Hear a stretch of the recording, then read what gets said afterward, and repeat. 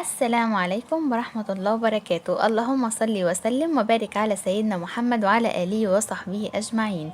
يلا قومي اعملي الزبادي للسحور في رمضان، وكمان هتعمليها في الأيام العادية لما تجربيها وتلاقيها سهلة قوي وسريعة، مش هتاخد منك أي وقت خالص، وكمان هتلاقيها أوفر من بره كتير قوي. وهنا انا قلبت الكاس عشان اوريكم قد ايه قوام الزبادي ماسك نفسه. حتى بصوا جنبه كده، جنب الكاس هتلاقوا غطا الزبادي قاعد اهو على الترابيزة، والكاس هو اللي مايل. هاتي لتر لبن وتكوني مدفياه كويس، ما يكونش سخن، ايدك تكون متحملة درجة حرارة اللبن. انا عملت لتر واحد من اللبن، حطيت عليه علبة واحدة من الزبادي. عملت ايه؟ اتأكدت ان اللبن مش سخن، وحطيت ايدي على اللبانة من بره، لقيتها تمام دافية وايدي اتحملت السخونية بتاعتها. جبت الخلاط، حطيت عليه علبة واحدة من الزبادي، وجبت المعلقة، معلقة كبيرة ليها مغرفة، حطيت عليها شوية لبن وحطيتهم في الخلاط. حطيت الزبادي في الخلاط عليها شوية لبن من اللتر، لتر واحد لبن اخدت منه حوالي 3 معالق من المغرفة، معلقة كبيرة، وضربتهم في الخلاط. اضربيهم اعلى سرعة زي ما انتوا شايفين. طب ليه اعلى سرعة؟ عشان تعملك فوم، وهو ده بقى سر قشطة الزبادي الجاهزة. افضلي اضربي الزبادي مع 3 معالق من اللي هي المغرفة الكبيرة في الخلاط على اسرع درجة، وافضلي اضربي واقفلي الخلاط. بص عليها عملت رغوة من فوق وفوم كده، اطفي عليها. ما عملتش، افضلي اضربي فيها على اعلى سرعة. تمام. هرجع بقى للتر اللبن بتاعي اللي انا اخدت منه 3 معالق كبار من اللبن، حطيتهم على الزبادي وضربتهم في الخلاط. حطيته في بولة كبيرة، وجبت اللبن والزبادي اللي انا ضربتهم مع بعض في الخلاط، وهنزل بيهم على باقي اللتر اللبن اللي انا سايباه من الاول. ونزليه كده، مشيه حوالين اللبن، ما تنزلوهوش مرة واحدة او في السنتر بتاع البولة بتاعك، لا وزعي كويس قوي بحيث ان الرغوة تكون على الوش كله. وهاتي بقى المضرب اليدوي بتاعك وافضلي قلبي كويس قوي، هتلاقي الرغوة بتزيد معاكي والفوم بيزيد على وش اللبن.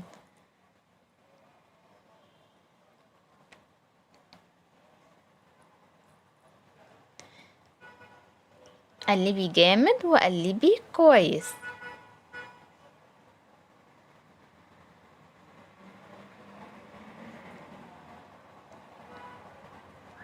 وبرضو بلاش اللبن يكون سخن لسبب تاني. اللبن لما يكون سخن هيموتلك الخميرة بتاعت الزبادي، بالتالي قوام الزبادي مش هيكون متماسك معاكي والزبادي مش هتنجح. فيستحسن اللبن يكون دافي، وزي ما قلتلك ايدك تتحمل درجة الحرارة بتاعة اللبن، تكون زي دمعة العين. وكوني مسخنة الفرن بتاعك كويس قوي اول ما تبدأي تحضير للزبادي. هاتي بقى صينية، وهاتي الكاسات اللي هتحطي فيها الزبادي بتاعتك، اللي هي كاسات المهلبية الصغيرة او اي كاسات انتي بتستخدميها. وفي كمان بيعملوها في كوبايات، اي حاجة قدامك حطي فيها. وطبعا قبل ما تدخلي الزبادي في الفرن هتكوني قافلة الفرن، يعني اول ما تبدأي تحضير للزبادي تكوني فاتحة الفرن على درجة حرارة عالية شوية. وبعد كده اول ما تدخلي الزبادي طبعا تكوني طافية النار قبلها، ما تدخليش طبعا مدخليش الزبادي والنار مفتوحة. تمام.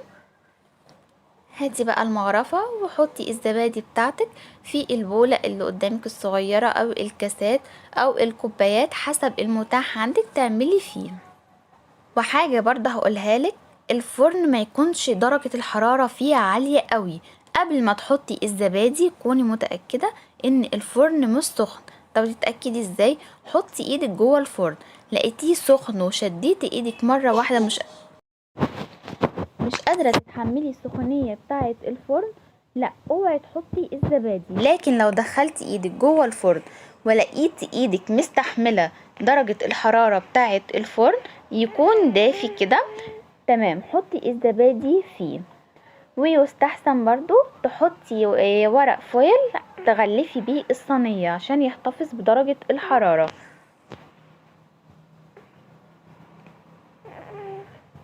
شايفين عمل كام كاس ولسه برضو متبقي في البولة. زي ما قلتلك اوفر من بره كتير قوي قوي، وان شاء الله الطريقة دي هتلاقيها زي الجاهز بالظبط.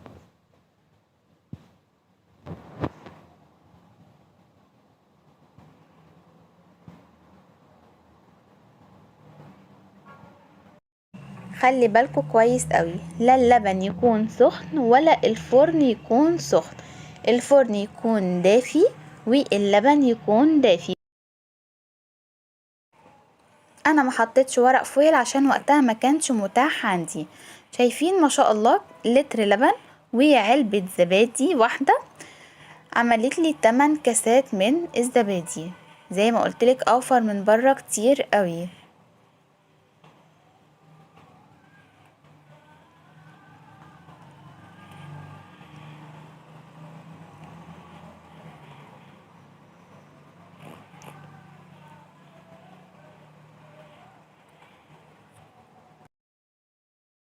هما 6 حطيتهم في الصينية و2 اتبقوا معايا بره. هجيب طبق وهجيب غطيان زبادي. انا دايما بسيب غطيان الزبادي مش برميها عشان لما بدخلهم التلاجة بغطي بيهم. هنا بقى هاتي غطا حلة وغطي الزبادي بتاعتك، ما تغطيش بفوطة، لا غطي بغطا حلة. هجيب بقى الاتنين اللي اتبقوا معايا زي ما قلتلكم، حطيتهم في طبق وجبت غطا زبادي وغطيتهم.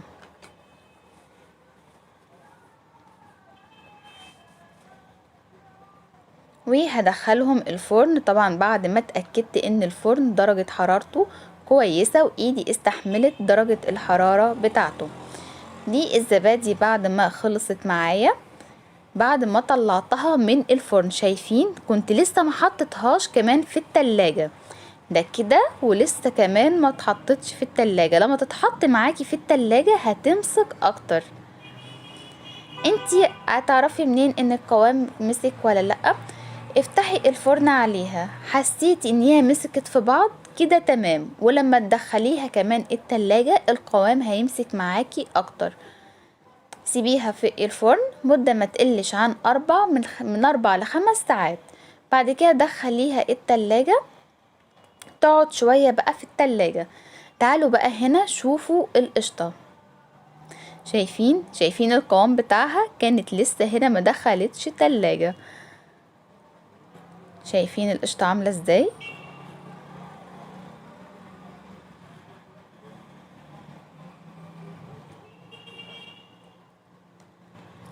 والصور دي كنت عاملاها قبل كده، ودي كمان،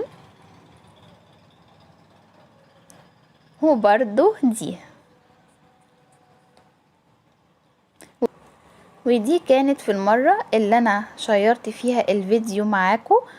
شايفين زي ما قلتلكوا قلب الكاس عشان تشوفوا القوام قد ايه متماسك هنا بعد ما دخلتها التلاجة. اتمنى الفيديو يكون عجبكم وتعملوها وتاكلوها بألف هنا وعافية، وكل سنة وانتم طيبين. ولو عجبكم الفيديو ما تنسوش تعملوا لي لايك وشير على بيج الفيسبوك، ولايك وسبسكرايب وتفعلوا زر الجرس على قناة اليوتيوب. باي باي.